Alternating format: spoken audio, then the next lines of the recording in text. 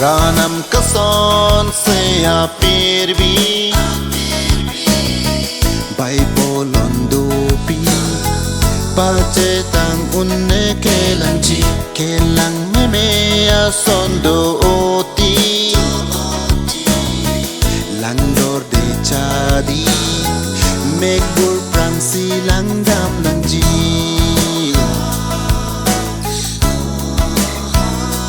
Bihega ko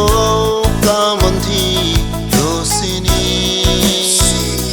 Yurthe biheg kusine kajadi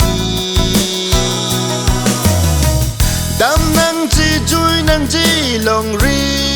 kimi Lam lun charlie long ji bidi suri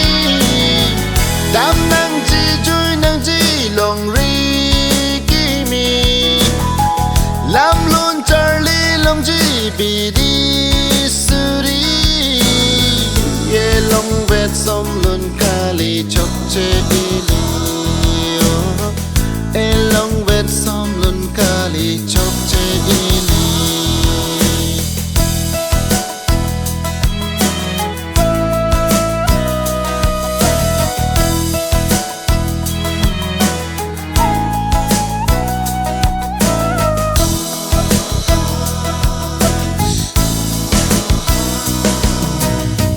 Rong atok to veri vanon rong sopi